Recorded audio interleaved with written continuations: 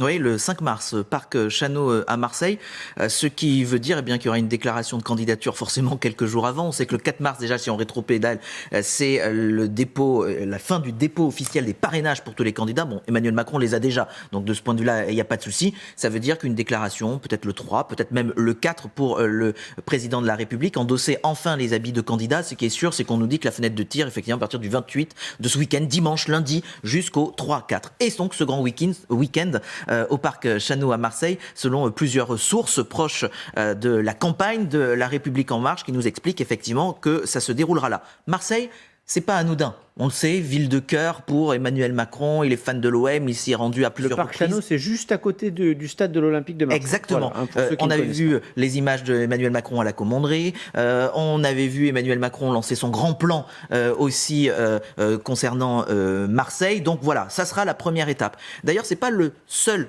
candidat à faire son premier meeting à Marseille. 2002, souvenez-vous, c'est Jacques Chirac. Il annonce sa candidature et son premier meeting, il se déroule aussi à Marseille. Il faut dire qu'à l'époque, en 2002, Marseille était restée une des seule grande ville de droite après les municipales de 2001, puisque Paris et Lyon étaient passés à gauche. Donc Marseille, c'était un symbole. Et puis en 2012, Nicolas Sarkozy, après sa déclaration de candidature le 15 février, où il va pour son premier meeting au Parc Chano, à Marseille aussi. Donc voilà, Marseille compte aussi au niveau électoral, au niveau du symbole.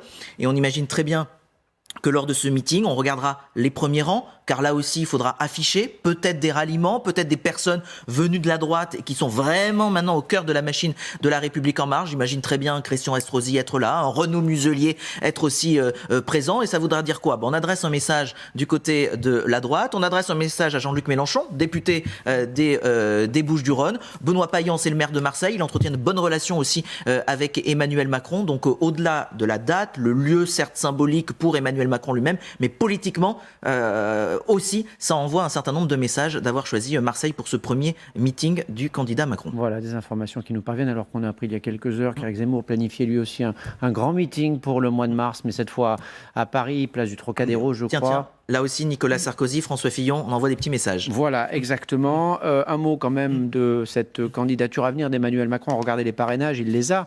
Le chef de l'État, il est à 1463, donc juste derrière Valérie Pécresse, qui, elle, n'en finit plus de progresser, en tout cas en matière de parrainage. Dans les sondages, vous allez le voir aussi, Emmanuel Macron fait toujours la course en tête stable. Le chef de l'État aux alentours de 25%. Précisément dans notre rolling IFOP fiducial devant Marine Le Pen, Éric Zemmour, Valérie Pécresse qui sont dans un mouchoir de poche. On va en parler de ce premier meeting présidentiel annoncé à Marseille, donc le 5 mars avec vous, avec nos invités dans un instant sur LCI. Merci encore à tous d'être venus ce matin. Dans un instant, donc, place au débat politique sur LCI avec notamment ces annonces de meeting présidentiel à Marseille le 5 mars.